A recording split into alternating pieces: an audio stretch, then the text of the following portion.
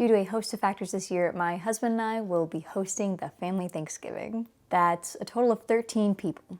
And we're doing it the Sunday before Thanksgiving, which as of filming is 4 days from now.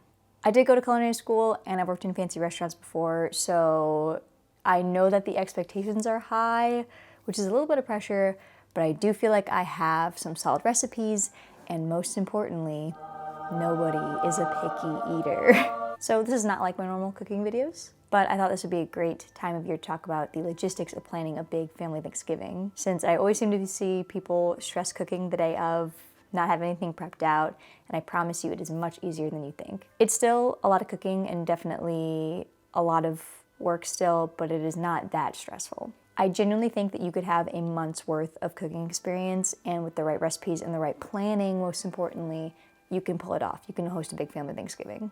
Nothing in this video requires any fancy equipment whatsoever. You need an oven, and the fanciest thing that you could do is get a stand mixer, but you could also do it with the $20 mixer you can get from pretty much anywhere. So I do have a preliminary menu here. Basically, I divide the menu into 2 parts, which are things I can cook, chop, or start the day of, and things where everything has to be done the day of. For the full menu, we have a beef roast with mushrooms, a jalapeno upside-down cornbread, brandy and thyme cranberry sauce, Hokkaido Parker house rolls, Panang curry, sweet potato casserole, roasted Brussels sprouts with a chicken skin chicharrone on top, sour cream mashed potatoes, and a duck gravy.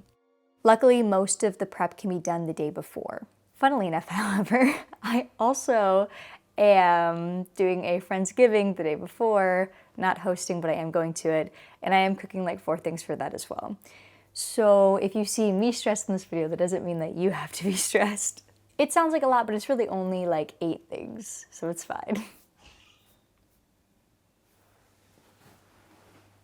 Sorry. It's okay. I love you. Now you may notice there is no turkey on this list. I don't like turkey.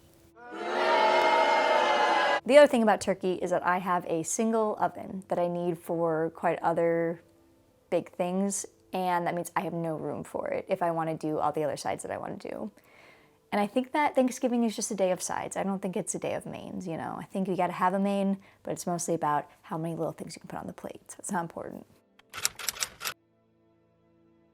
7 days prior to tea day, I started making creme anglaise for the sweet potatoes, which is just around 18 ounces of heavy whipping cream that I added in 3 or 4 tablespoons of buttermilk to and let sit out overnight until it was thick. Once it was thick, I put it in the fridge to save for the weekend.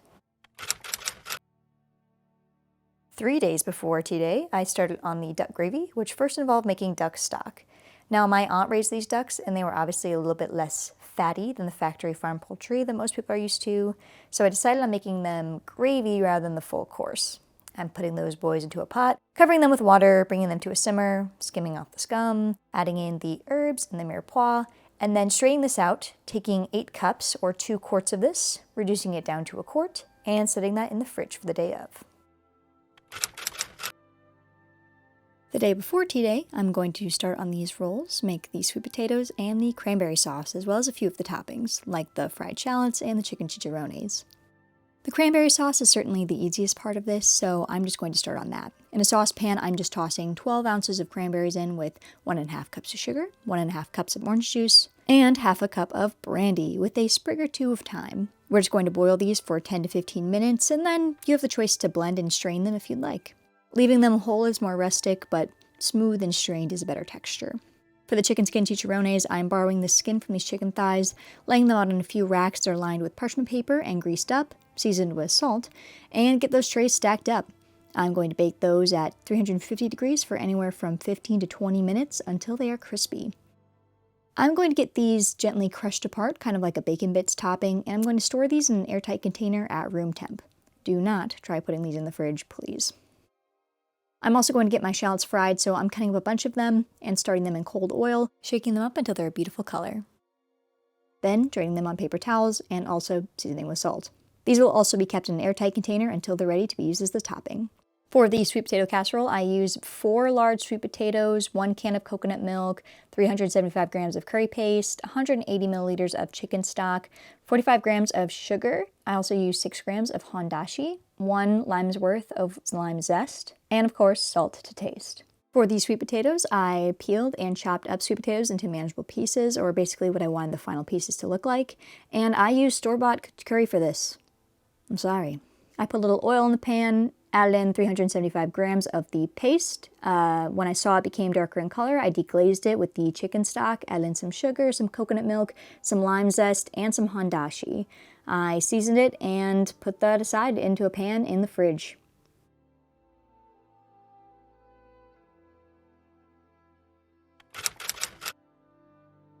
Turkey Day has arrived, and I woke up at a not-so-reasonable hour because I wanted to get cute and clean before cooking. Highly recommended step, but completely optional.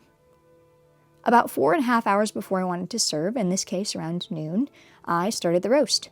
This was probably the least technical dish I made because I decided to go easy on myself and just throw every ingredient into the crock pot, but it can also be thrown into a baking dish in the oven at 350 degrees. I threw in about 6 pounds of chuck roast into the pot with 3 teaspoons of salt, 4 teaspoons of pepper, and 4 teaspoons of paprika. I tossed in some softened leek and onion, as well as 4 cups of the extra frozen duck stock and enough store-bought chicken stock just to make sure the meat was covered. I also tossed in about half a cup of mustard and 2/3 cups of maple syrup as well. I meant to toss in a bunch of mushrooms as well, but I was talking with a few family members I hadn't seen in a while and I got distracted. As soon as I threw the roast into the pot, I needed to get the rolls proofing. For the rolls, I made a double batch of the Hokkaido Parker House rolls. I added 4 tablespoons of flour, 4 tablespoons of water, and half a cup of whole milk into a pot and stirred it constantly until it became a paste. I set that aside to let it cool. I heated up 1 cup of water and 1 cup of milk and added in 20 grams of yeast to that and stirred it to help incorporate it. I then remembered my stand mixer was only big enough for 1 batch and halved it. For each bowl, I then added 1 egg and 1 egg yolk, and then slowly added this into 2 bowls with a total of 1,200 grams of flour, 144 grams of sugar, and 22 grams each of salt. Once each batch was smoothed, I then added in tablespoon by tablespoon 113 grams or 1 stick of butter to each. I then let these sit in a warm part of the kitchen in order to let them double in volume, which took about 1 hour. After the dough was doing the first proof, I then got started on the mashed potatoes. I just peeled them and put them in a pot with cold water, as they can be stored like that for about 4 hours before cooking.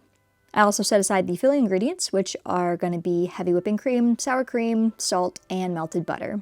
I'm just going to wait to mash these together until right before serving so that they're nice and warm.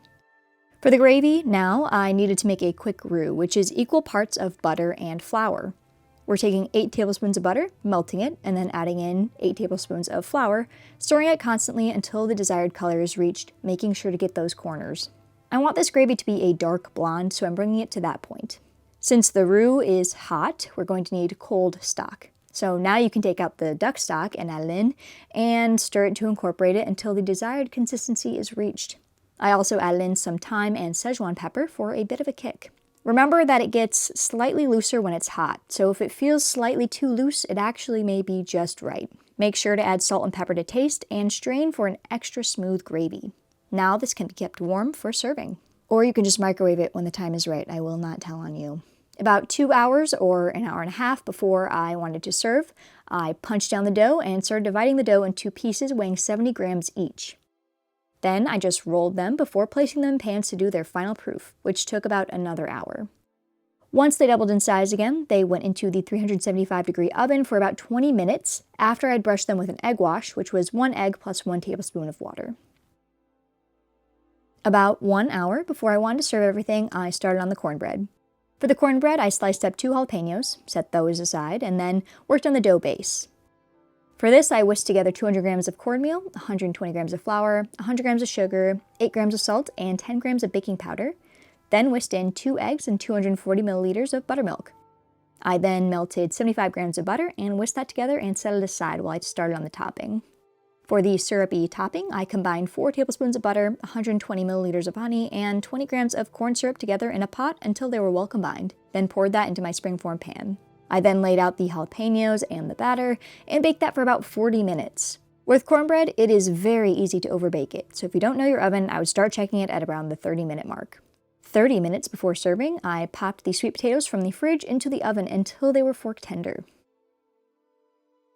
About 10 minutes before I wanted to serve, I actually decided on searing the sprouts in a pan on the stovetop rather than roasting them because all of my pans were still dirty. I was so busy playing chef that I forgot I did not hire a dishwasher.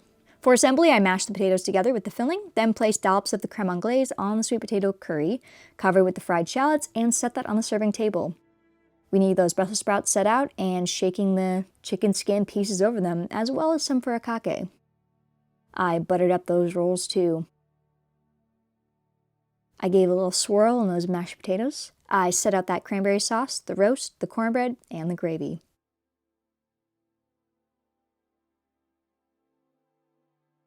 Now take a look at that spread.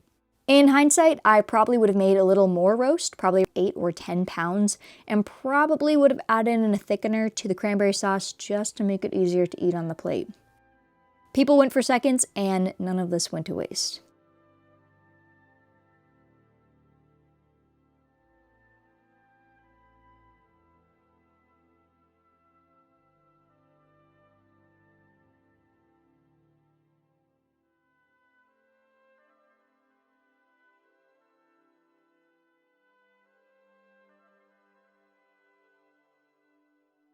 I hope you enjoyed this video, and if you did, be sure to leave a like and subscribe to see more.